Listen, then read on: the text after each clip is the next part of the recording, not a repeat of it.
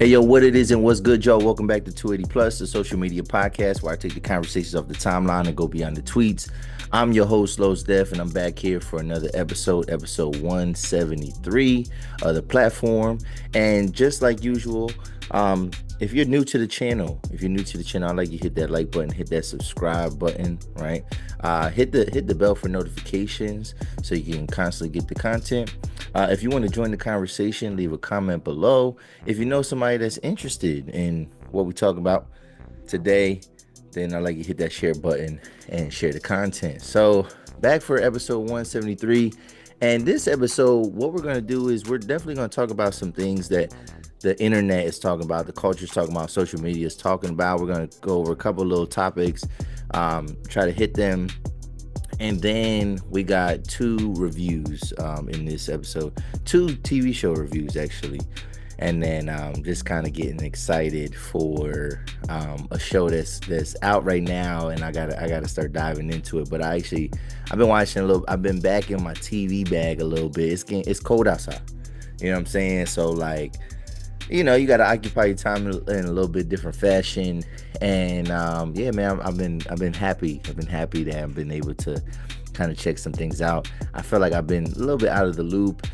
Been kind of waiting for certain shows to come back and things like that. So I'm in the middle of a lot of shows, but looking forward to like binging some things. I actually like the limited series type format where it's most likely supposed to be just one season, and we kind of get in and we get out, and then we move on about our business, right? So I'm excited about that. In terms of sports, still reeling from the loss on Thursday night. When in Week 14, when the Packers played the Detroit Lions, my Packers, man, we could not get it done. I was talking a little bit of shit, you know what I mean, last week, where I was saying I think we could run the table. I think, the 5 games that we have left, you know what I mean, prior to this week, I felt like we had a chance to win every game, and we had a chance to beat the Lions. I actually thought it was a blowout, and I can't uh,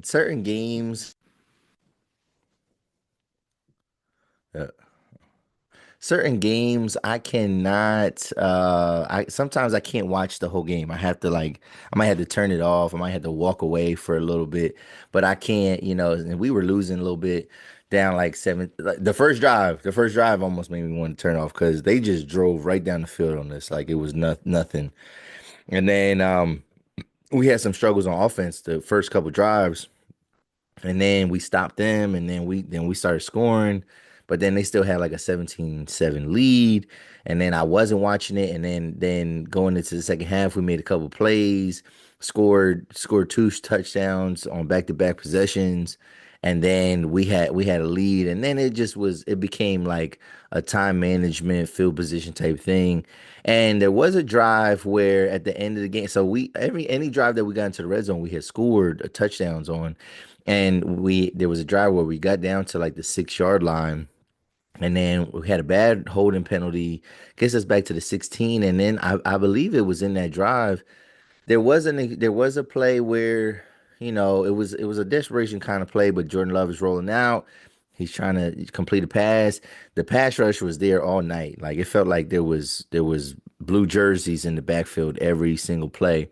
And it was a rough in the passer, like it was a potential rough in the passer call, and it was not called. And I don't really like to do that, like where it's like, oh, the refs, it's the refs' fault. And because I think I thought we might get the ball back at some point. Well, we never get the ball back. We kicked the field goal to tie the game up, and then probably with 4 minutes left, we don't even touch the ball again. And then, they win in the field goal. But then what came out was that that officiating crew is suspended right now.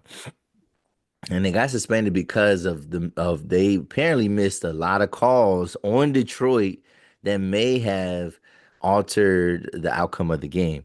So I'm not saying that Detroit's getting all this home cooking. I'm not saying that the refs cheat on purpose for Detroit, but that they've been suspended because they weren't calling the game fair. So we'll see what happens. Again, we still got some winnable games coming up. Um, We do play two non-division opponents. We have the Seahawks, we have the Saints, and then I know we play the Bears and the Vikings to kind of wrap up the season. The order in which we play them, I'm not exactly sure, but it should be good. I think we could still really the ideally I just want of those five of the five games, including the Lions, and I wanted to win two of those games at the very least. Definitely those non-division opponents want to beat them. And I would like, I mean, if we could win these next four, that would be amazing. Then we'll finish still 13-4, great season. But even like getting 11 wins, getting to double digit wins, getting to 11 wins would mean a lot too. So, but it's not in the cards for us. I mean, Lions, they are the team to beat. Probably the Eagles too. Eagles fans were rooting for the Lions. They were rooting for well, they're rooting for us because then they would leapfrog the Lions as the number one seed. So I'm for that sake, I probably am rooting for Detroit a little bit harder because it's like I would rather them get the first round bye. Although they are division rival, they're our little brothers. They're not like I don't hate the Lions like I hate the Bears and the Vikings. And I definitely don't hate the Lions as much as I hate the Eagles. I mean, I hate to say it. I mean, even though I'm from PA, my dad's from Philly. My dad never liked the Eagles. I'm telling you that now. Now he's the biggest fair weather fan in the world, but he never liked the Eagles, and I respect him for that because he just he I wouldn't say that he stood on the teams that he liked, but like he dared to be different. And my dad grew up in a time when the Eagles just was ass, so he was like not with that. So we'll see what happens. I don't. Saquon Barkley has done nothing to dethrone himself from the MVP race this week in week 14. The Ravens have a bye, so he has some space or time to kind of surpass Derrick Henry a little bit more or like spread the gap. And he had a great game. He had over 100 yards rushing again. So for me, it's still Saquon Barkley. Part of the reason why it's still Saquon Barkley because obviously the Ravens didn't play, but also because the Bills they lost to the Rams. The Rams are a sneaky good team. They got their receivers back. They got the running back. Obviously, they got the quarterback. Their defense, we don't really know who's on their defense without minus Aaron Donald. Like they don't have like those impact players, but they did enough to win. It really wasn't any defense in that game. It was straight up off. It was straight up offense, and that was kind of surprising because the Bills defense has been stout all year. And they allowed the Rams to kind of go up and down the field on them.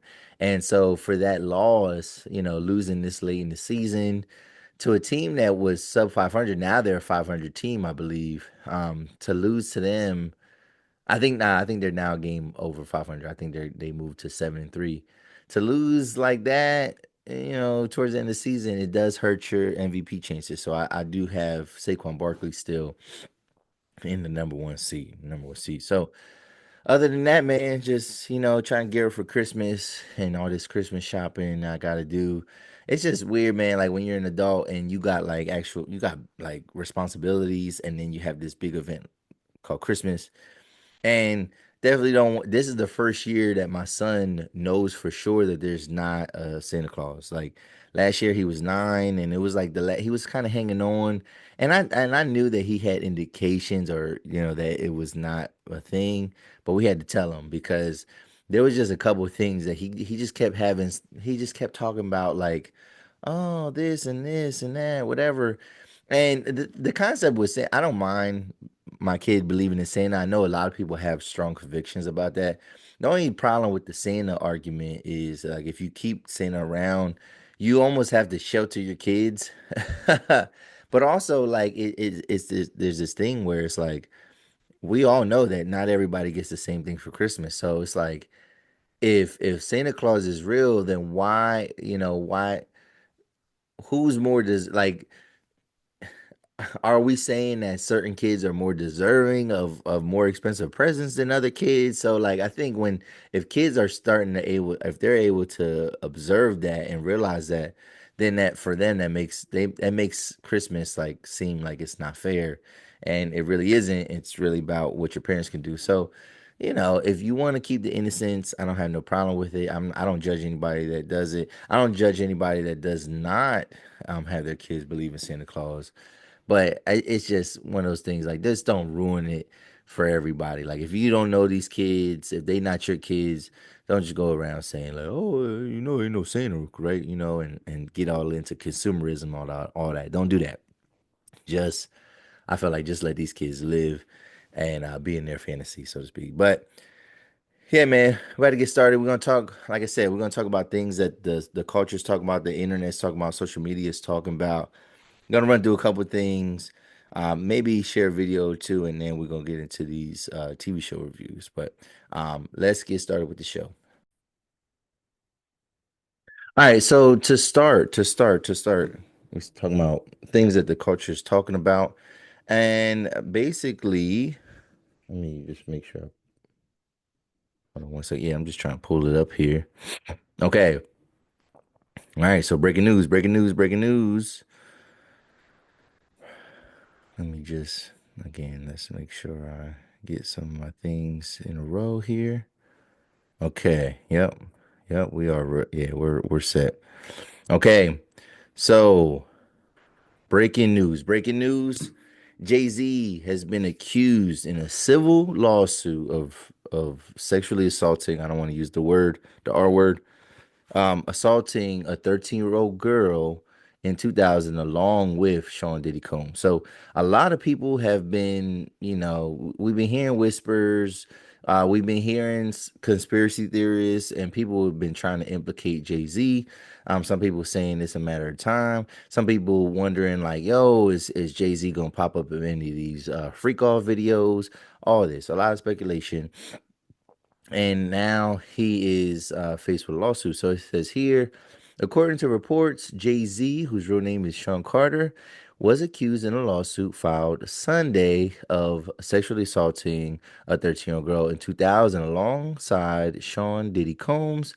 The anonymous accuser, Jane Doe, alleges the assault occurred after an MTV Video Music Awards after party. The lawsuit, originally filed in October against Combs, was refiled to include Carter. NBC News has reached out to representatives for both men, but no comment have been made. Attorney Tony Busby, who filed the suit, has also not commented. Busby has recently filed multiple assault and sexual assault lawsuits against Combs.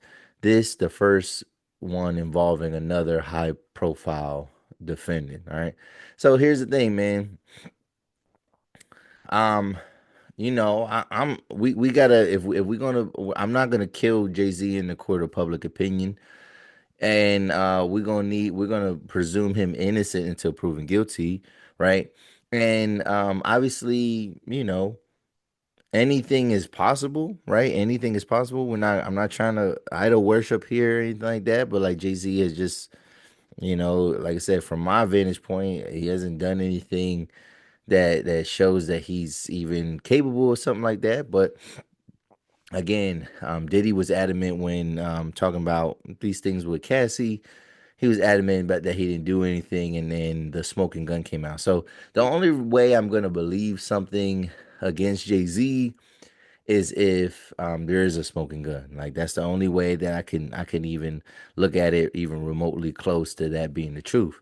However, right, so they said nobody commented. However, this is how you defend yourself. This is how you defend yourself. So Jay-Z did get out there and make a statement, made a long statement, made a nice statement.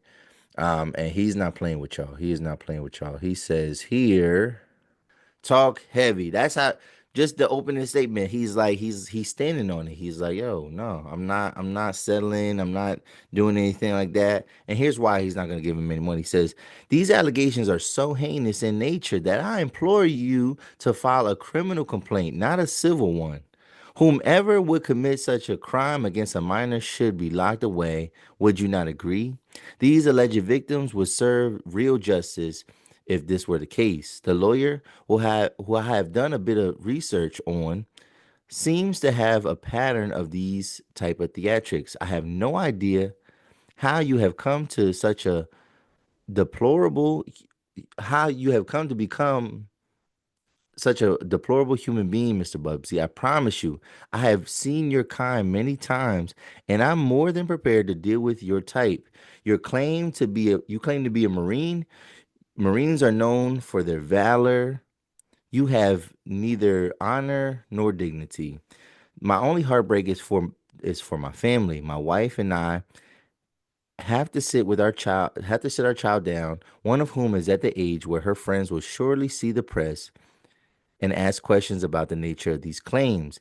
And I had to explain the cruelty and greed of people. I mourn yet another loss of innocence. Children should not have to endure such at a young age. It is unfair to have to try to understand inexplicable degrees of malice meant to destroy families in human spirit.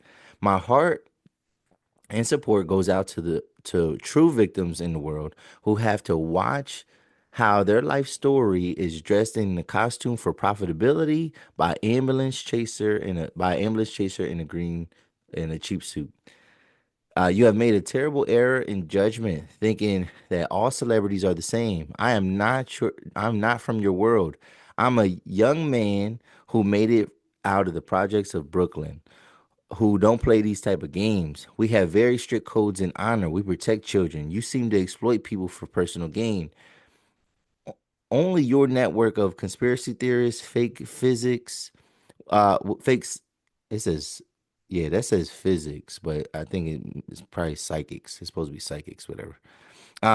Will believe your idiotic claims you have levied against me, that if not for the seriousness surrounding harm to kids, would be laughable. I look forward to showing you how different I am. All right. So Jay-Z is not playing. Jay-Z is not playing around. He's not taking these allegations lightly. He's taking them serious, and he's doubling down, and he's saying like, no, like I'm not settling for anything, and y'all better figure out a way to charge me if you really think something's going on. But he's not playing the game. So again, um, it's sad that like if we can prove without a shadow of a doubt that Jay-Z is not a part of anything like this, it's sad to even sometimes be accused of something like this, because the stain sometimes stays with you even if nothing goes on. I doubt that anybody's gonna make jokes about this per se. But you never know. The internet is kind of crazy. I mean, and they might, but I think Jay-Z and his team, they're not playing with nobody. So like, this is probably a time where the Tasha K's of the world, they're gonna find somebody that's gonna try to corroborate something that's probably doesn't make too much sense.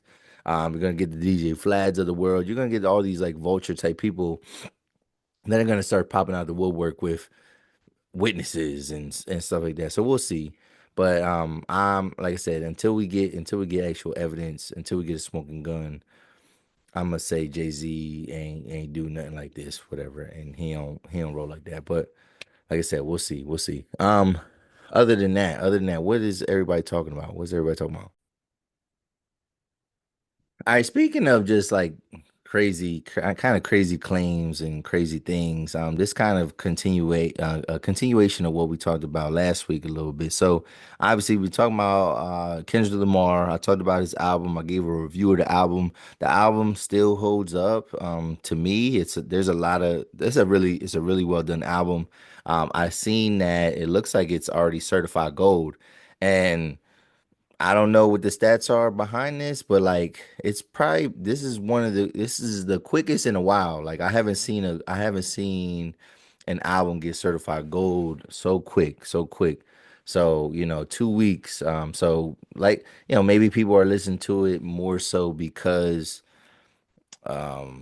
just because it's new. Maybe it's the wave that he's riding. Maybe people just want to, maybe the people who are listening to criticize it. I don't know, but it still holds up, and we're gonna get into something that has to do with this album. However, what I wanted to talk about was what people are talking about in terms of this. So not only are people talking about all the Drake stuff, the lawsuit, and things like that, Well, some of Kendrick bars have been held up to scrutiny. So there is a line that Kendrick Lamar says in one of the songs, and he says something about along the lines of like, we got to stop letting white comedians say bad things about black women, right? And he basically said that's law. Like we got to stop. We got to stop letting that happen.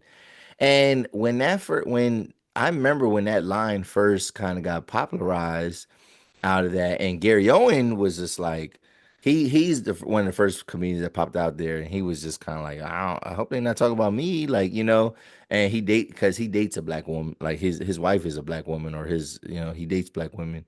So people was wondering if it was him, but like Gary Owen is not really. He's funny. People, I mean, he's pretty much liked in the black community, and so we had an indication that he probably wasn't talking about him. So, but what's happened now is that I guess he was talking about Andrew Schulz, right? And we're gonna get into this clip. So Andrew Schulz decided to use his platform, right? So Andrew Schulz has a couple platforms. He's on Brilliant Idiots with Charlamagne the God, but he also has another podcast called Flagrant 2. And that's like his podcast with a couple of his friends, his comedian friends. And there it's almost like they try to work like comedy bits out and things like that. That's not what the intention is, but like that's where you hear like Andrew Schulz is like just saying the foulest things, the wildest things, all in the name of humor. But we're gonna show you this clip and the joke that he makes, and we're gonna see if everybody found that just as funny as he did. But let's share the screen with y'all and let's get into this one. Let's see. Hopefully it's this one. Nope, it's not this one. It's not this one. Oh, oh, snap. A screen within a screen. Let's stop this one. So nope, it's not that one. I think what happens is they all cycle out. Okay, here it is. Here it is. Here it is. We got it. We got it. We got it. All right, here we go. Here we go. So here, this is what Punch from TDE says. He says, "Wait, wait, wait. I know a black man who's involved in hip hop music." He says, "Wait, wait. I know as a black man who's involved in hip hop music that we are a bit slow and don't really understand sarcasm and humor. But did my guy say he wants to sleep with Dot?" All right, so let's check this out. And what do you think now? Sarcasm or no sarcasm? This got everybody up in an uproar. All right, so let's watch it real quick. This is the thing that is kind of funny about it is like first of all, Kendrick's people and the gang affiliate, everybody, his security, they will kill me. They will destroy me. They'll find me in the street. They'll fucking cut me up. They'll shoot. They'll do whatever. I'm not a tough guy. Y'all do. But just Kendrick, I would make love to him, and there's nothing he can do about it. Just Kendrick Lamar, I would make love to him, and the only thing that he could do is decide if it's consensual or not. That's the only thing he could do. If it's me and Kendrick, this is about physics. It's about physics. I don't even know if I'll get hard. But if we're in a cell, there's a chance that if we're in a cell and we're bored and we done tattooing each other, whatever you do in the cell, and we ran out of board games and we did all the other things, we cleaned everything, and I'm like, man, I might as well fuck you. There's nothing he could physically do to stop that. This is the thing that is kind of funny about it. Is like, all right, so yeah, funny or not funny. So here's the thing. I've never been a fan of Andrew Schulz. Now, I used to listen to Brilliant Idiots all the time, right? So, and again, I don't listen to podcasts as much as I used to. I try not to be influenced with topics from other platforms. That's why I kind of cut it down a little bit because I used to be an avid podcast listener, and Brilliant Idiots was definitely a part of my rotation. There was many instances. Anytime that like Andrew Schulz was specifically talking about, I wouldn't even say black culture. Whenever he was talking about hip hop culture and hip hop and music, it would always make me like I would always cringe a little bit, and because I would be like, man, like I don't care where you're from. Like he's from New York, so he's from the melting pot. He it's not that he doesn't have exposure or experience or rapport with black people or anything like that. It's just that like sometimes when certain individuals start to talk about rap and things like that, the culture, it just sometimes you just look and be like, what authority do you have? Like, what credibility do you have? Like, and you know, I don't necessarily like his taste. Now, he would also on the show a lot of times he would try hard to make these jokes and like you know he's like laughing a lot of times at his jokes and him and Charlemagne have a decent rapport with each other like you know the dynamic of the show is okay and with Charlemagne shows is a lot more tolerable, right? So then I remember when shows started this Flagrant 2 podcast. And the only reason why I started to watch it was because there was one of the members of the show. He's not with the show anymore. I think he has his own show or he's part of another show. But his name is Kaz. I forget if it's like real life Kaz, whatever on the internet. But Kaz is a guy. He was one of the several guys that was part of like Henny Palooza, which was that like live event that like basically put on like these big ass like Hennessy parties. But anyway, I used to watch it for him because I used to like hearing him on some things and it was really like his show with Andrew Schulz and stuff and it was kind of talking about sports but like kind of vulgarly and then what it kind of turned into like Kaz left the show and then so it's Andrew, his boy Akash Singh and then like some of their other friends.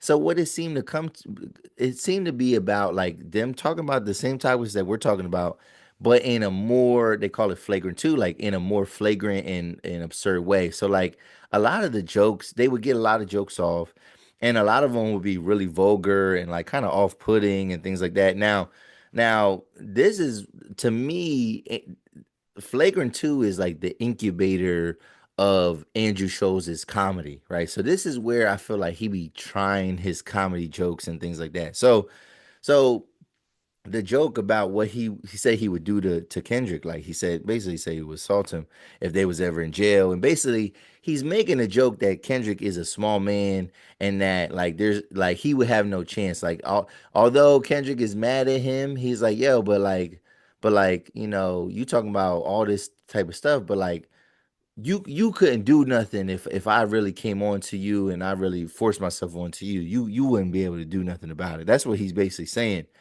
And to me, one that's on brand with his humor. That's on brand with a lot of white comedians. Like they kind of take it there. Like that's that white boy humor where I don't really understand where they play with a lot of that eroticism and stuff like that.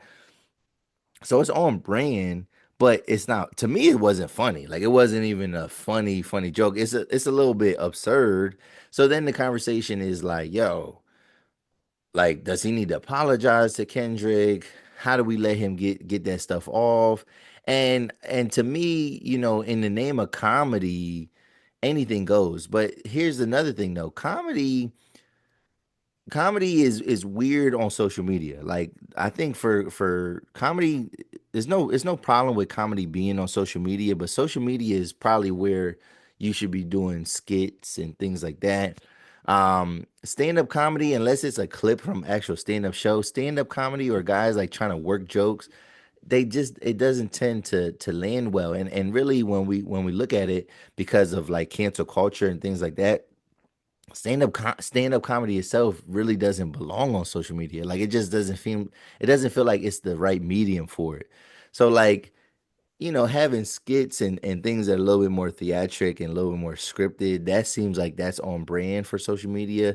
But like anything where it's just you and you're talking, people are gonna look past the joke all the time and kind of come straight for the person. Now, and that's what I'm saying. Like, I'm not defending his joke because I don't think the joke was funny.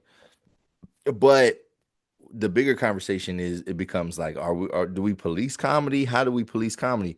I don't think that we should be policing comedy, but I have to admit that I'm actually loving the backlash a little bit because I've been kind of wanting Andrew Schulz to kind of get out of here a little bit. Like I've been wanting him to kind of I don't know. And I don't think overall I don't think this is gonna get him out of there. But this has definitely put a target on his back, and it probably gave him a name. Big now, this clip is, and he's probably doing it for the publicity, but this clip and this conversation is probably gonna boost his audience. Ironically, um, but I'm kind of liking the backlash. I mean, I wouldn't mind seeing somebody put some hands and feet on Andrew Schulz. I mean, just because it'll probably make you it'll make him at least like think twice, so to speak. Now, he's responded since this, all right, because a lot of people are saying like, "Yo, no, he owes Kendrick an apology." I don't think he has to give Kendrick an apology. I think the consequences are for whatever, however people feel about the joke or whatever he said, the consequences are going to come. You know what I mean? And that's for Kendrick to decide what he wants to do about it. But I don't necessarily think that we should just be I guess so to speak policing comedy. Um I don't know. I don't know. But Andrew Schultz has come out and said basically it seemed like he was trying to get on a high horse though. So what and even with that clip, there's another clip where he basically comes at Kendrick Lamar and he says like he's like, "Oh, I'm as a white comedian, I can't say this. However, um you do songs with people you make music with people that have harmed women. So like who are we how are we really protecting who's really protecting black women here or how are you protecting black women um you know am I the person that you need to protect them from or do you need to protect them from other people? And I seen another clip from it was from I think it was the Shade Room or maybe Ball Alert, and basically they was pointing out that like it's crazy how when black people like kind of say something or whenever we speak out, it's always kind of flipped upon black people and like it's always made to be like black people are too sensitive, right? Black people are this and that. And I don't think it should be a conversation like that. I don't think we should be looking at and worried about the sensitivity necessarily, but again, I think this is a personal thing between Kendrick and Andrew Schulz. I don't think this is something where the whole culture needs to get out there and you know, I guess cancel him for lack of a better phrase. Um, but it's interesting though, and to me, I think it's a wild deflection, I guess, from Andrew Schulz to where he started talking. I mean, he just started name dropping and saying a bunch of other things that have nothing to do with anything. So, but we'll see. We'll see where it goes. But everybody's talking about it, and again, I think the unintended consequences that actually like his audience is gonna grow a little bit, but I mean, I think there are gonna be some people that overall are turned off by him, and then if Charlemagne feels the pressure, then Charlemagne's gonna have to make a decision to be like, should I keep messing with this guy, man? Should or is it distasteful? Like I said, the joke was just nasty. It wasn't like I said, it wasn't funny. I wasn't offended by it, but obviously people got into the whole like history of buck breaking and things like that.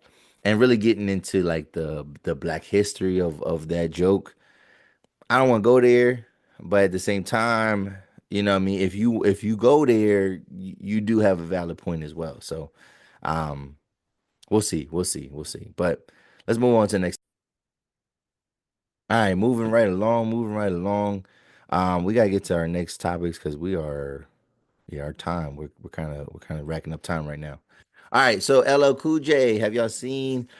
He's calling himself basically the most important rapper of all time, most important rapper of all time. Do you agree? Do you agree with LL? So LL, he's it's funny because I just had a conversation about LL and somebody asked me like it was a woman and she was like is LL like, do you consider LL, is he like a rapper or he's like a singer, right? And I was like, he's a rapper. What do you mean? And they kind of reference like, but he does a lot of songs like that are kind of geared towards women. I'm like, well, yeah, that's kind of like LL Cool J was Drake before Drake. LL Cool J was what I mean. He's kind of the originator of that type of style where yeah, he actually made rap. He was like a hardcore rapper. He was a battle rapper. Um a lyricist. He was considered a lyricist. And definitely he's responsible for taking hip hop outside of hip hop. Like he took hip hop and put it on TV shows, and he's putting it and he's starring in movies. He's one of the first, not the first rapper, but he's one of the early rappers to star in a movie. Because I obviously Ice Cube was starring in movies. We had Tupac. Um, Will Smith, right? But he's one of those big guys that he was getting like those commercial like looks. Obviously, Will Smith was too, but like Will Smith kind of like he once Will Smith started doing TV, he kind of wasn't considered a rapper anymore. LL was a rapper and then he was diving into TV, but then he was still looked at as a rapper, right? So like, big movies, he did a lot of big movies over the years. What else was LL Cool? Oh, LL Cool J talked about like the urban wear, urban brands and stuff like that. Like he was one of the people involved with FUBU and like really got a street brand out there, a black owned brand. He got that out in the forefront. And then from FUBU, all think about fashion and urban wear, right? Like like that was one of the first ones, and then it exploded, and then obviously other rappers started to actually get into the game, and it was good. But like LL is kind of he is a pioneer in a lot of those different spaces, and when we actually talk about the actual genre of rap, yeah, I Need Love, right? When he drops that song amongst a bunch of other hits over the decades, he showed that like hip hop had range, and it's not just gangster rap, it's not just hardcore, it's not just lyricism, boom bap.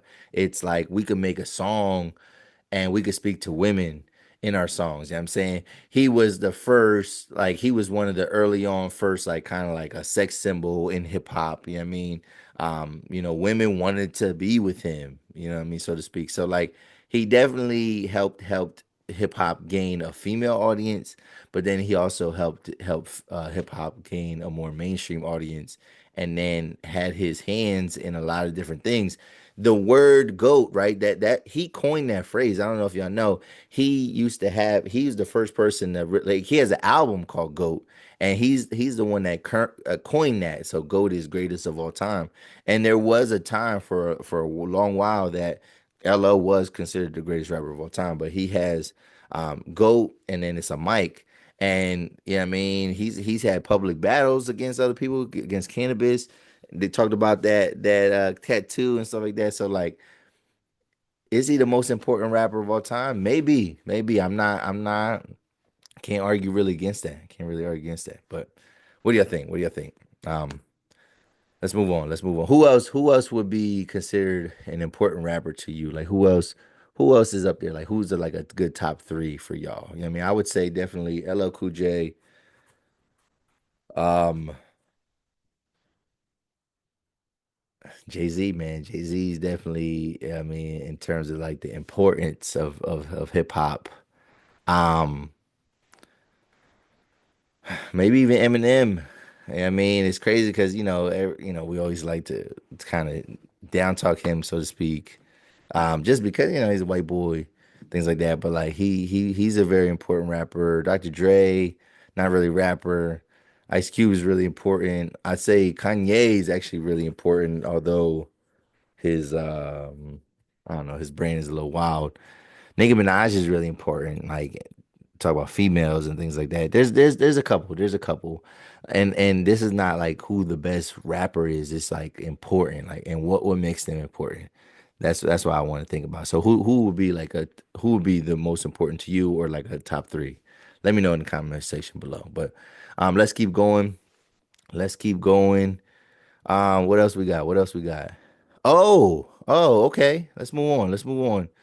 So, let's go back into talking about Kendrick Lamar a little bit, and just talking about this idea that I don't know if y'all know that um, right now hip hop is in a major like crisis in terms of music because yo man, they're preventing musicians from making money, right? Streaming is although it is somewhat good for the consumer, it has been somewhat good for the consumer because it gives us these large library. Like we're able to have, you don't have to actually own anything, but then you can have access to everything. But maybe that's the problem, right?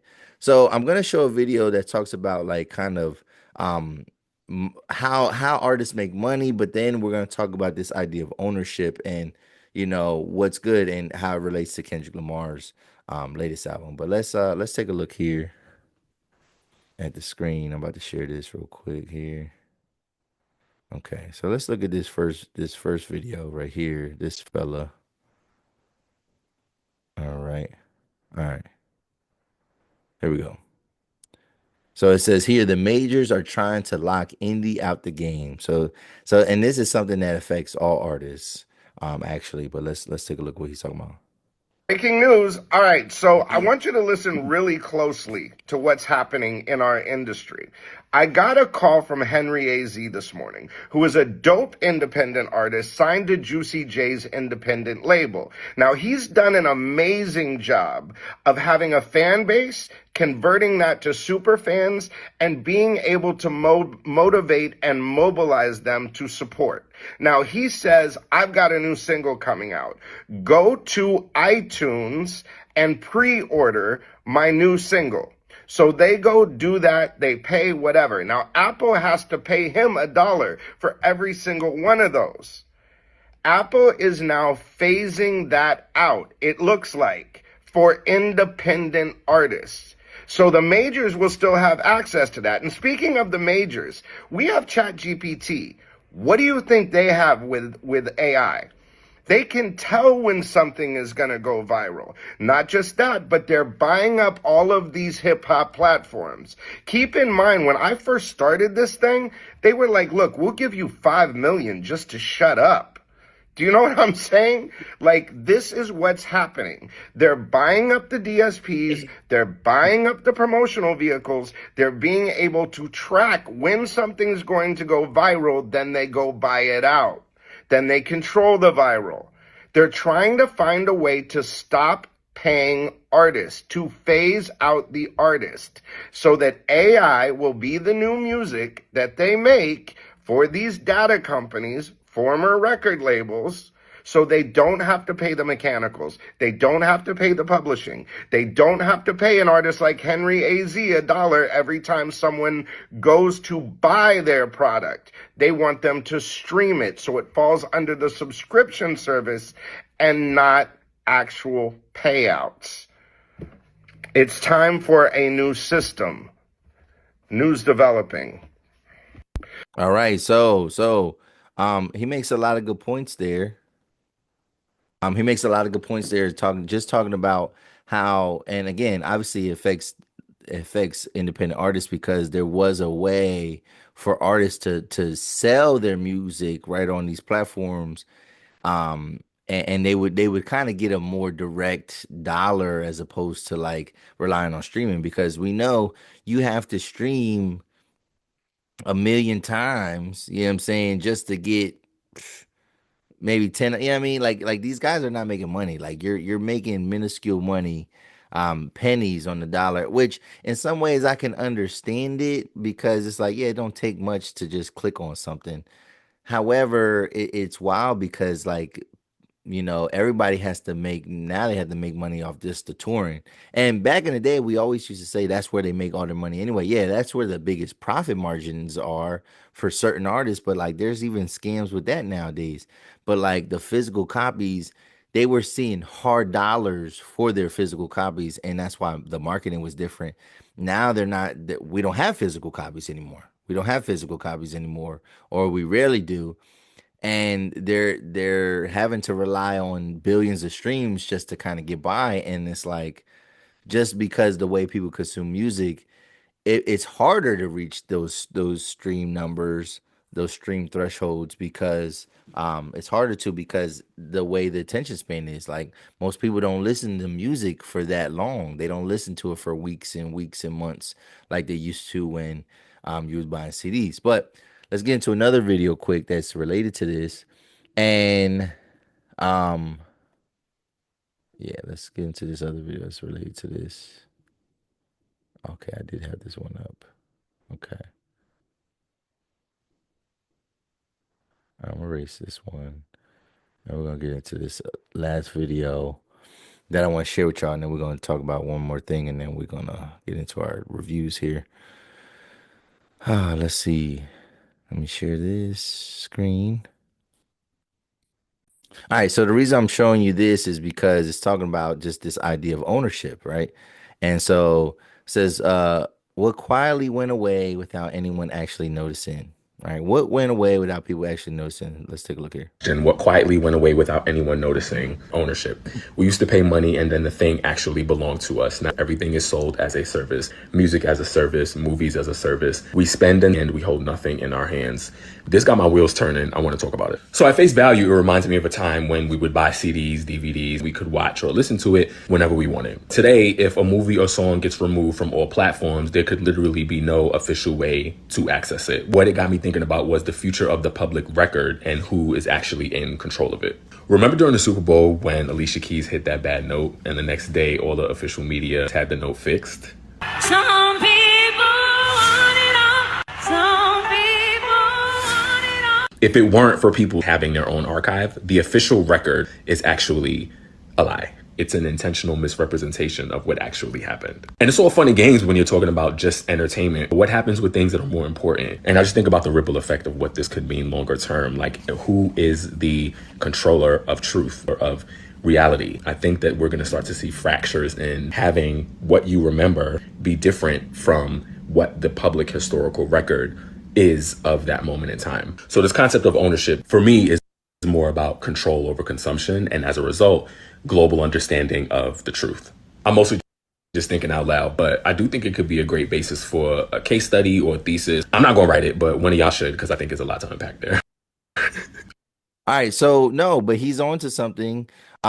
Because right, so obviously, the reason I'm relating this back to Kendrick Lamar's album because Kendrick Lamar did something that is, and this is probably contributing to why he's gold certified already. But Kendrick Lamar actually brought back CDs for this. He's bringing back physical copies, and I seen another platform talk about it and basically saying how like yeah, like he was promoting it, and he was basically saying like yeah, like you know what I mean, people that really listen to music, this they gonna love this, whatever. And although I do agree, like the experience of listening to music physically, totally different than the experience of listening to music digitally. The experience of it, right? And what I mean is the fact that like we used to take time with music. Like we used to like you might, it's 52 weeks in a year. So like artists would kind of spread it out. They would definitely spread out the albums, right? But like one, we knew what albums were coming out, right? So like we anticipated albums. We looked to the singles. We looked to music videos to determine what singles would be coming out, right? And what song would be kind of be popularized.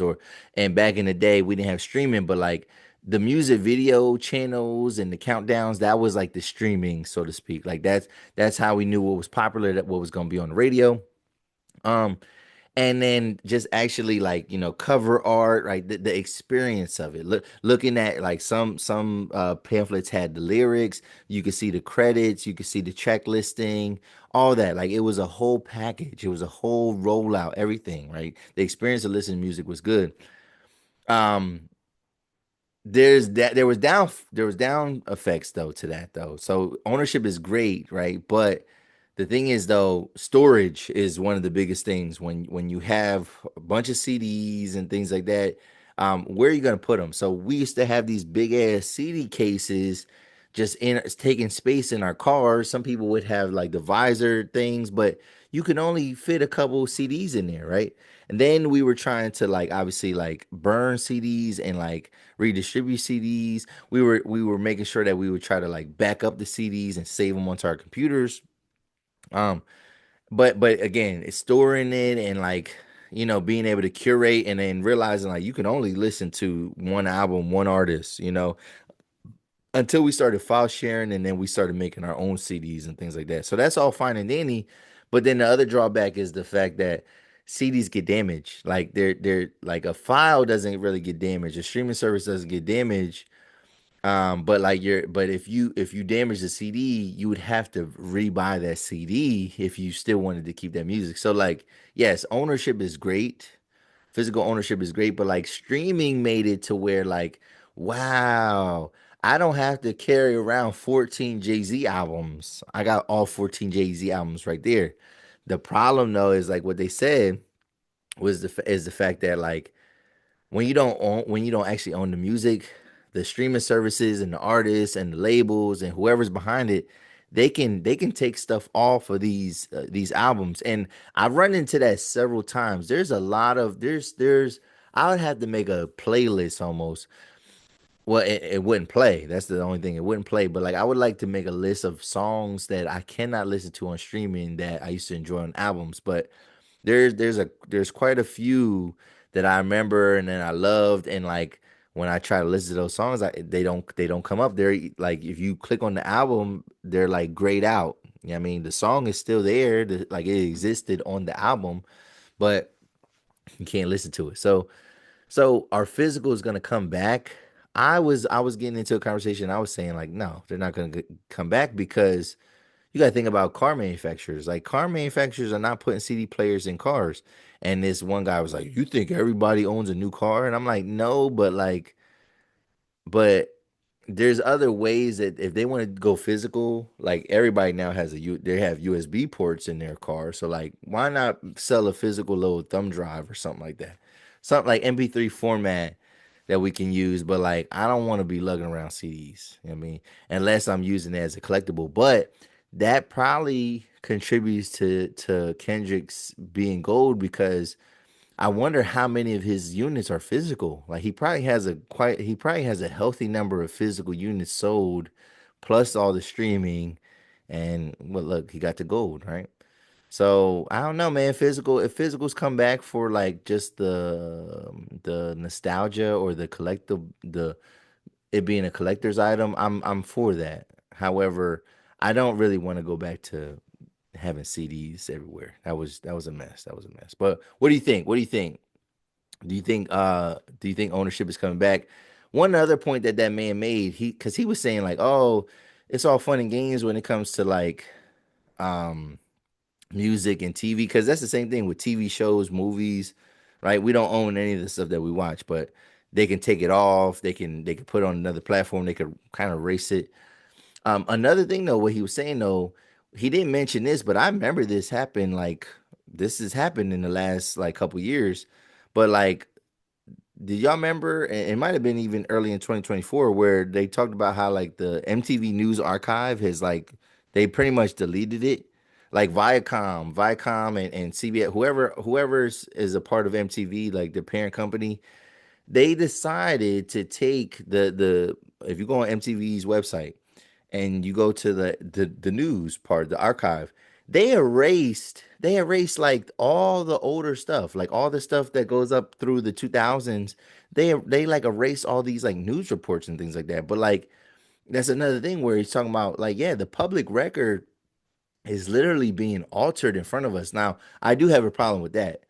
Sometimes the ownership of music and things like that, that's one thing, but like the public record being erased, that's problematic to me. That's problematic, and I'm not feeling that. I'm not feeling that. So we'll see. We'll see where it goes, how society, where we land, what side we land on at the end of all this. But it's definitely something that's worth talking about for sure, for sure. But let's move on, move on, move on, move on.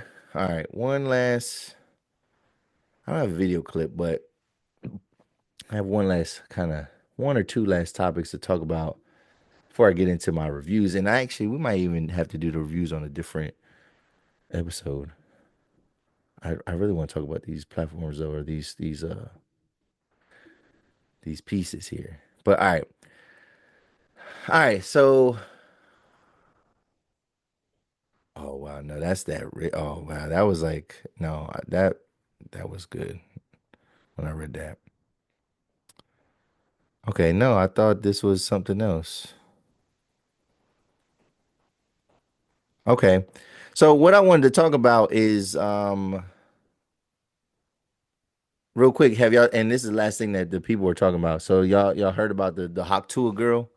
So apparently, the girl that went famous for basically talking about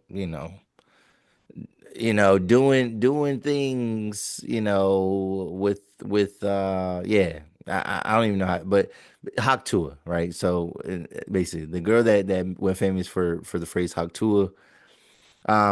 She got a podcast. She blew up. She blew up overnight, right? And everybody's like, "Oh, let's do a documentary on her. Let's give her a podcast." She made a podcast called Talk to Her, right? And I never listened to it. Don't know what that is about. But then I guess she had some viewership and she had an audience and everybody was kind of intrigued by her and things like that. And then she decided to, and sometimes artists make these coin, like basically a cryptocurrency, a meme coin, and this was like this coin was called Hawk or Hawk coin or something like that. And apparently, like when it first went live, it skyrocketed. Like it was worth a lot of money. It was worth over like $500 million. And then within like 20 minutes it went down to like $92,000. Like it like really plummeted. Like, let me see if I have the figures right on that. Let me see if I have the figures right on that, and then we could maybe talk about it real quick. Okay. Yeah, let me see something real quick. Let's share this. Let's see what we got. Here we go. Fall of Hawk Tuah Girl just bad luck or a calculated con? Hawk Tuah Girl, an influencer who seemed to appear overnight, amassing millions of followers and promising wealth through her new cryptocurrency, Avicoin.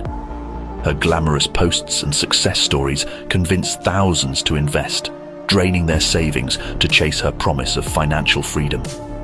Avicoin skyrocketed and her fan base celebrated, but cracks in the facade emerged. Questions arose about her mysterious rise to fame and the origins of Avicoin. Critics suggested she was the face of something much bigger, perhaps even a puppet for a shadowy operation. Then came her sudden mental health break. Just days after her announcement, Avicoin collapsed, wiping out billions in investments. Hawk Tuah Girl, she disappeared. Investigators found unusual blockchain activity, huge withdrawals tied to a single unidentified account. Was she the mastermind, or just a pawn? Did the Hawk Tuah Girl soar too high, or was she the one pulling the strings all along? You be the judge. Don't forget to follow and keep our content. All right, so that one didn't share the figures like I hoped it would. However, the SEC, right, is and we're talking about basically they basically investigate like money fraud and things like that, especially when it comes to like trading and things like that. Um, they are about to start investigating this situation, and so there's a lot of people that feel like she might get jail time. So I don't know, man. But I guess the message is though, if you see somebody that's like famous overnight and they decide they want to be influencer and they want to make a coin, they want to get into cryptocurrency and try to, it's probably a scam. It's probably so probably stay away from it. Trade and buy the coins and cryptocurrencies that are proven and effective. I guess like Bitcoin, obviously, maybe Ethereum. There's other ones too if you dive into that world. So I'm not an expert in any of that, but there's more legitimate sources that you can invest in. So just make sure you're being careful out there. But yeah, yeah. Other than that, before we get into our reviews, other than that, did y'all hear? This is good news. This is great news to me. McDonald's makes an announcement. Now, I don't eat too much McDonald's. I do eat their breakfast. However, I'm kind of phasing. I ain't gonna lie to y'all. I'm low key phasing. I'm phasing them out. I'm phasing out the breakfast because I'm gonna sound crazy because everybody be like, this is where everybody like, you ever hear somebody eat at Hardee's? You ever hear anybody like bragging about Hardee's at all? Well, where I'm from, obviously there's Hardee's around. Like Hardee's, or some people might know it as Carl's Jr. right? Because I think they're related somehow. They're connected. They're the same company, but like in certain places, they're named something different. Hardee's got a better breakfast than McDonald's right now. Like McDonald's, the last couple times I got them for breakfast, they kind of was a little shitty. You know what I'm saying? Like just the quality of the food. And Hardee's is a little bit more handcrafted. You know what I'm saying? They got a good breakfast platter meal, everything. So like, I don't really have too much reason to go to McDonald's outside of breakfast. Maybe for my son, because he might like a nugget, and that I be getting them deals, man. So they'll have like a 5 piece 20 nugget. Just last week they had on the app, they had $1 for 10 nuggets. I'm getting that all day. I'm getting that all day. However, this is good news. So McDonald's, they bringing something back. They bringing back the snack wrap. Yo, so McDonald's CEO or president says the snack wrap is coming. They are not sure exactly when in 2025, but it is coming back, and that got a lot of people excited. But my question to y'all is because hold up, time out. My son gonna ask me the other day, he gonna be like, or he gonna say, "Yeah, Dad, the McRib is back," and I was like, So, like what do you mean? He's like, yeah, like yeah, would you ever eat that? And I said, son, I never ate a McRib. I never ate a McRib in my life. I would never eat that. I'm not the only I might eat some bacon from McDonald's, but I'm not eating basically a pork barbecue sandwich from McDonald's. I'm not doing it, bro. Like, so but I was like, no. So people get hype about the McRib, they get hype about the Shamrock Shake, but like something like the snack wrap, like where has that been? But like, what are some other items from McDonald's that you wish that they would bring back? For me, I they need to bring back the chicken selects, right? So that was a good. They used to have a good tender, man. McDonald's used to have a good tender. Um, I would like if they brought the McSalad shaker back, right? I wish they brought back more flavors for the McFlurry. Not that the machine would be working anyway, but like, like they used to have way more like variety with the McFlurries. But then also the McSalad shaker, like, and I'm talking about the more inexpensive salad shaker. But yeah, you would put the little dressing in there. It was in like a cup type joint. You would shake that joint up, have all your dressing all perfectly distributed, boom, boom, boom. But like any salad, I just wish that McDonald's had a salad option. They got rid of their because they used to have a big salad, a nice salad. But they got rid of their salad options. So like, I would like to see that. But like, are there any other items from any other fast food restaurants that you would like to see come back? Like for me, this is another place that people clown, but Arby's, right? So Arby's, I wish they brought back those loaded potato bites. Like I need them to bring that back. I need them to bring back the 5 for $6 deal. Like yo, you get like 5 items for $6. Like they can make it like a 5 for 7. I mean, and then Taco Bell has a couple items. So Taco Bell, I wish they brought back the Baja Chalupa, right? So they do put Baja sauce on the Cheetah Gordita Crunch, but like just a chalupa for the Baja. They also had a nacho cheese chalupa. I would love that they brought that back. And then just the gordita in general, like the gordita, like they need to bring that back as well. There was another. I was just gonna say another thing from a restaurant. Maybe it was from either Arby's or this restaurant. I don't know, but yeah, there's a couple things that I would like to bring back. Like fast food places need to think about this. But what you think, man? What you think? What you think, man? That's what everybody's kind of talking about right now. In the culture and social media, that's what people are arguing about. We're gonna hear a lot more about Jay-Z. We're gonna hear a lot more about all these other things. I mean, the Hawk Tuah girl, right, and everything that she got going on. And we're gonna come back to that ownership conversation, and probably we're gonna bring up that clip again because I do have a guest coming up in the following week. Artist by the name of A Rose is coming back. Agent Rose is coming back on the show. This is gonna be his second appearance. He has an album that's dropping this month in December. And we just wanted to, local artists, we definitely wanted to show him some love because he's always showed love to the platform. So we'll get back into that ownership conversation because I want to hear from an artist and their perspective on it. And but yeah, man, yeah. So let's finish this up, man. I got two reviews to talk about. So the first one should be kind of quick. But still, I'm gonna get into it, man. I'm gonna get a little surgical with this. But I've been watching some dope TV shows. So one of the trending shows, one of the top shows right now on Netflix is a show called The Madness, and it's a perfect show. It's a limited series. I told y'all earlier in this episode, I like the limited series. I like watching one season, maybe two at the most, and getting it. Let's get this over with. You know what I'm saying? Yeah, I mean, they don't know if these shows are gonna last, but these basically play as long movies. And this was one of those that kind of kept me hooked, right? It kept making me, I kept wanting to see the next episode, almost not like Prison Break, not like that, but I was feeling that where I wanted to see the next episode. But I love a thriller type of TV show. But sometimes I'm gonna say, so this show, The Madness, I feel like the characters in these shows bring on so much of their own problems. Like all these problems that they get into, they bring them onto themselves. And it's hard to explain or even defend their actions, right? So that's the deal with the main character in this. This show stars a man named Coleman Domingo. I've seen his face before, but off the top of my head, I cannot remember what he's from. However, he's a pretty good actor. He's a pretty good actor.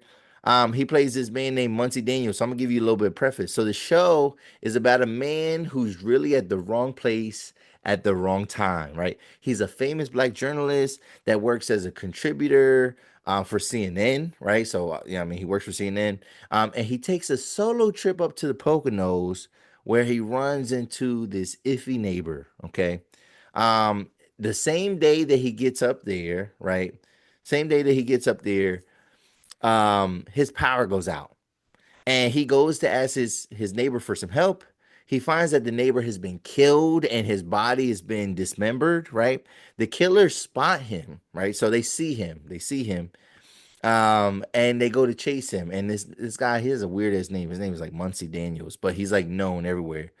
I don't know. He gets away, right? He's able to kill one of the assailants, right? And then when he goes to ask for help, the cops are suspicious, and immediately this hits the news because one, he's on the news, and he's being framed for the murder that he witnessed, or at least the dead body that he witnessed, and the guys that were trying to kill him, and as a result, they're trying to frame him for this murder. So like this show is all about him trying to get out of these situations and whatnot. But there's a bunch of problems though in this show. There's a bunch of problems that make me feel like, bruh, you could have avoided this. Like you brought this onto yourself. So problem number one, and probably my biggest issue with what happens in the show is the fact that like what kind of black person goes to the Poconos by themselves, right? So you might have a reason, you might have an excuse, and you're like, oh, whatever, without being strapped up.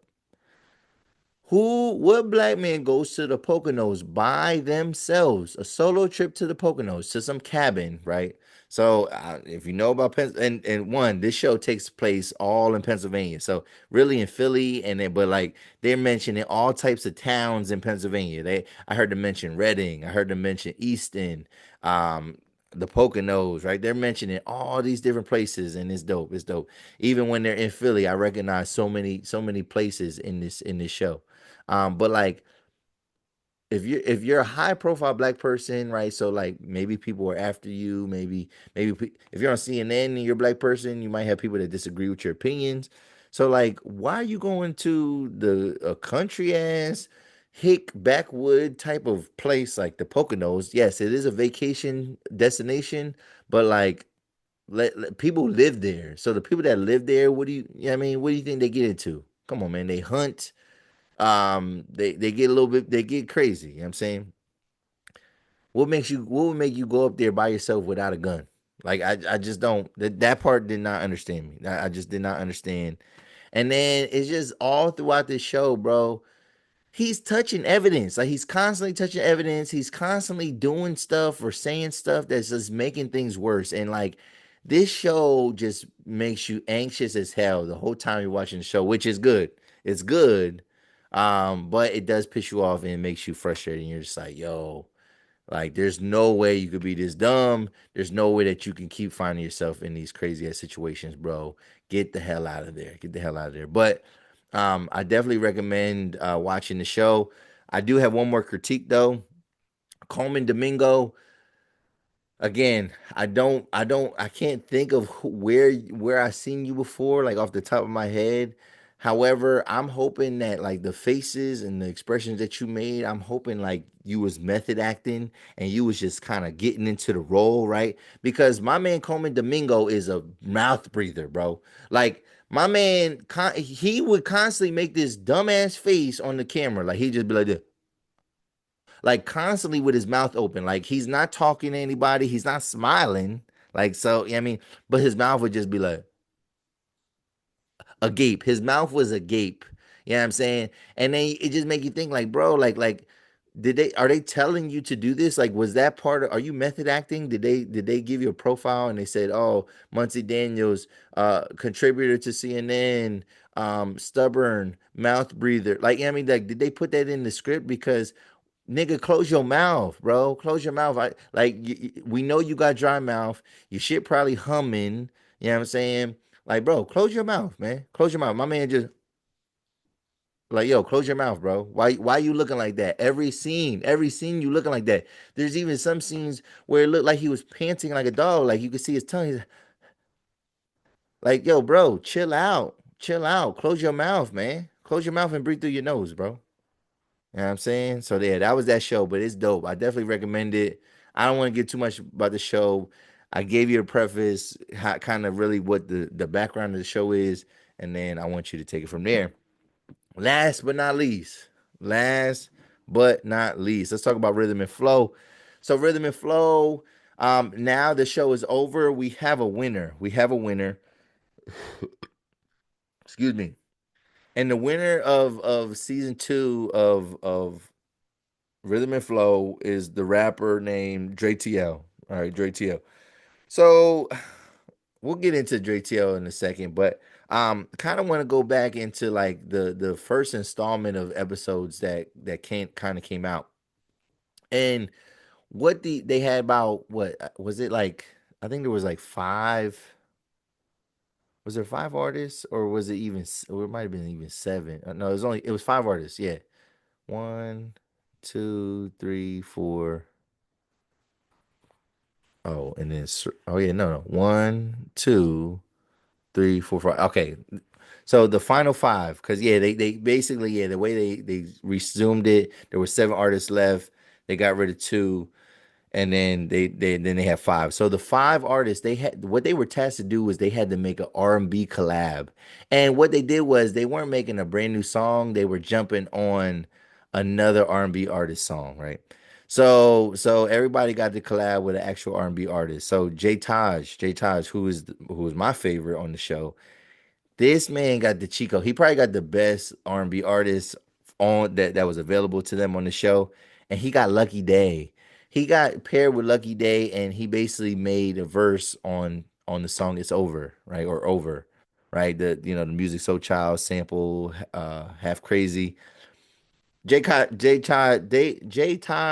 killed it, man. My man was in a suit, had the bars, like, and he was really connecting. Like, there's really no critique of what he's doing. Like, phenomenal job. Probably the best feature of all of them, right? So then I'm gonna talk about Surah Ali. Surah Ali. Now, she did a song with an artist named Mariba. Now, I'm not familiar with Mariba. I'm totally unfamiliar with that artist. So my problem with the girl Sir Ali is one, she doesn't take constructive criticism very well. And I'm not gonna lie, man, and this is something that came up earlier in the show, but this girl, Sir Ali, has been getting away with rapping recycle verses, right?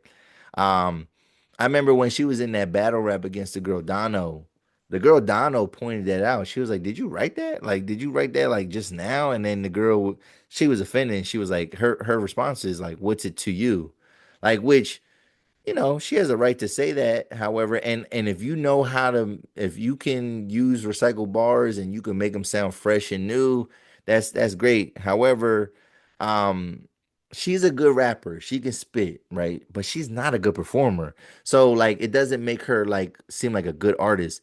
And the judges were I just feel like they've been letting her get away with this. The fact that she's been probably using these recycled bars, but also like she's not performing. She's just like rapping.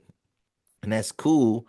Luda was the only one that give her some real constructive criticism, and he basically was basically saying how like the verse that she chose did not match did not match the song that she was featured on, right? So it was like the song was called like Black Matt Truck or something like that. And like Sir Ali is talking about like riding out in a Black Mac truck and like sticking people up and committing crimes and stuff like that. Like stuff that she it sounds like all her material has been that street stuff. You know what I'm saying? And then like that's what she on this like this artist like a sultry type artist, like you know what I'm saying? And that's what you decided to rap about on that song. And I feel like the judges let her get away with it, and like they had really they didn't have any real constructive criticism for that other than Luda saying like, yo, I think you went a little bit too hardcore. But then everybody was like, no, she's just being herself. And I'm thinking like it don't even match the song. It don't even match the song. Don't even match the song. Um then JTL had the feature with Josh Levi on the song Birthday Dance. I know y'all know that song. I I want to see you dance, dance, dance, and do it like a dance, dance, dance. You know that. So he's a relatively new artist himself. So he don't, he's not that established. Um, I gotta say though, JTL's verse on that was very mediocre verse. All he did was talk about the fact that he can't dance, and I feel like you don't the song is called Birthday Dance, right? So like it doesn't literally have to be about dancing. It could literally be about like you could use dance as like innuendo for something else. It could be an entendre for something else. And I think JTL's kind of got a little bit hyped because he's a younger guy. He kind of reminds you of like a younger like little baby or something like that. Like the way that he raps, he has that distinct like southern drawl when he raps. And one thing that he does is he kind of inserts a lot of like little he name drops. I mean, like people that's on the show, he name drops different situations, and then that be giving them points, and they be like, "Oh, yo, let's give it up for him." I don't think it was all that good. Detroit Diamond, she did a song with BJ the Chicago Kid, and it's called like Liquor Store in the Sky. It was a very personal verse, and it was good. It was good in terms of like the introspection, but it wasn't an exciting song. It kind of like it was kind of a downer a little bit. And then Jazz with X, she did a song with this artist named Honey Baby, and I gotta say, man, she made a standout freaky track right with this girl, and she probably had the best. She probably did the best based on if we had to look at where she ranked, like she probably was like probably the fifth best of all those artists that were still there. Um, but I think based on where she came into that level of the competition, I think she probably had like the second best performance. I mean, she definitely had the second best song outside of second best collab outside of J Taj. And she did really good. However, she was the one that got eliminated, unfortunately. And then the last round was they had to make these basically they had to get us they got assigned a super producer, and then they had to make an original track like a hit, right? And so we'll just kind of go in order. So J Taj, in terms of like their producers, I do remember some of them, but like I think he used a guy named 30 Rock. And yo, J Taj like killed it, man. Like he did a very personal song. There was like three beats on it, so there was two switches on the beat, and like it was very West Coast. He had the crowd going. Um, I felt like again he went first. He went first, and that's it's kind of hard to do. It's kind of hard to like sometimes maybe in some ways be memorable. It's hard to kind of keep that momentum, but he went first. But I feel like he set the tone, and he definitely showed that like, yo, he is definitely the most polished artist on the show. And to me, I'm like, yo, is he's gonna win. It's a shoe in. It's a shoe in. He's gonna win, definitely. Detroit Diamond, she did a song. It was kind of typical girly rap type of song. Her producer was Bangladesh. Um, got a lot of like real big anthem type songs and stuff like that. Big tracks. It was cool. She had a little beat switch in there. You could tell her performance was, it just seemed a little bit sloppy. Her breath control was a little bit sloppy. And the song didn't feel like nothing new. It felt like Sweetie. You know what I'm saying? It felt like something that Lotto would do. So it was a bop. Like there was like some bops in there. It was a good little dance track, whatever, but it wasn't hitting. It wasn't hitting like that. It wasn't like bars or nothing like that. So I wasn't really impressed with that. I think Sir Ali went next, and Sir Ali, you know, I thought her song was weak. Like I thought her song was weak. Like, and again, she had also an issue with breath control. I felt like all her music is pretty much the same, which is fine. Like, you know what I mean? But I don't think she didn't do enough. Like she didn't do enough with what she had to offer. And like she was like having some like kind of like issues with the producer. And I think a lot of it had to do with, like I said, I think she's using recycled bars. And I don't know if she came up with any new material because a lot of her stuff was kind of surrounding it was all the same subject matter. It was I felt like she just kept making the same song every time. And my problem with her was, so after when they started choosing people, started eliminating people, she clearly a sore loser. Yeah, I mean, she kind of got that real arrogant New York swag to her, and she basically was like, "Yo, if I don't win, everybody's cheating or something like that." So like, definitely put a sour taste in everybody's mouth. And then JTL performed, and the only thing that JTL did that was good, and this is what's been kind of getting him by in every round, is the fact that he name drops, and he'll put Khaled's name in it. He'll put one of his contestants' names in it. He'll put Lotto's name in it. He'll put Ludacris' name in it. And like that be like, for whatever reason, that be capturing their attention. The problem with his song for me was the fact that like his song does not translate to anything outside of this show. Like he made a song for the show, and to me, you were supposed to make a hit for the world. You know what I'm saying? And I think Jay Taj did that. Jay Taj made music that you can take from that show and you can put it on Spotify and it's fire. Jay Taj, he literally rapped about being on the show, and it just wasn't, to me. It didn't hit. Like it was cool. He had some moments. He had some gimmicks. He had this little cape. He had this little logo that said Dre T. I think his name is hot. Like he has a cool name. His name is Dre TL, and he's from the ATL. So definitely some originality there. He definitely has a style that's similar to Lil Baby's, but maybe in some ways it's a little bit original. But like, yeah, I mean, it wasn't all that. It wasn't all that. And then it basically came down to the two men. So the girls got eliminated, and it was out of J Taj and Dre TL, and Dre TL won. Dre TL won, and I feel like J Taj got robbed out of $250,000. But you know what I mean? I don't know if it's because I don't know. You know what I mean? Is it because a West Coast guy won it the last time? That was 5 years ago. Is it because the show's in Atlanta that they had to give him like some home cooking?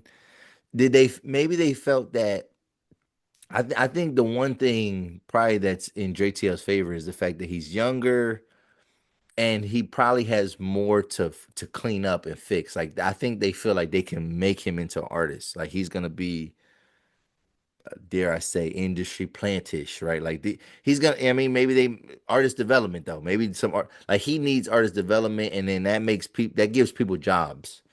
Jay Taj is like for real plug and play. Like he just need to get into a studio, put out his stuff. He has an image already. He has the sound. He has the look. Um, he has the persona. He has the confidence. He has the stage presence. Like you don't have to do that much with a guy like J Taj, but I'm hoping that he starts dropping some music and like we do see more of him. Um, but like I do feel like he deserved to win. He deserved to win. So hopefully, man, they don't give us another 5 year hiatus. Hopefully the show comes back sooner than last time. The Ultimatum, another show that's out right now, The Ultimatum season 3. Looking forward to seeing that and all the shenanigans that happen with that show. But overall, man, pretty happy with how things been going. Again, I've been able to watch a little bit more. What do you think of today's episode, though? What do you think about everything that we talked about, from wild accusations to my shows? You know what I'm saying? Yeah, if you're still with the platform, man, you know what to do. I need you to hit that subscribe button, hit that like button. It's been a good, again, I'm excited. I got a guest coming up. Ready to talk to him about some music and his project.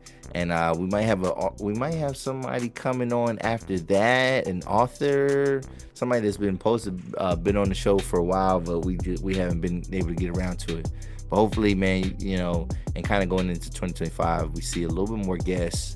Cause we've been rocking out solo for a while. I do have a special guest lined up, very, very special guest. I'm trying to figure out the logistics with that. But that's gonna be a fun episode whenever we produce that. And I'm gonna keep that one a secret though, for sure. But yo, if you're still watching, I need you to hit that subscribe button, hit that like button. If you haven't said anything or you disagree with anything I say, you want to argue, you want to debate a little bit, you want some smoke from me, or you want to just show some love, leave a comment below. Leave a comment below, please, man. It goes a long way. Helps the algorithm, helps the channel grow. Share the content. You know what I mean? And hit that bell for notifications if you are a subscriber and you already liked it. All right, do that for me. But yeah, man, this is episode 173 of the Tuah Plus podcast, y'all. I'm your host, Low Steph, and I'm out. Peace.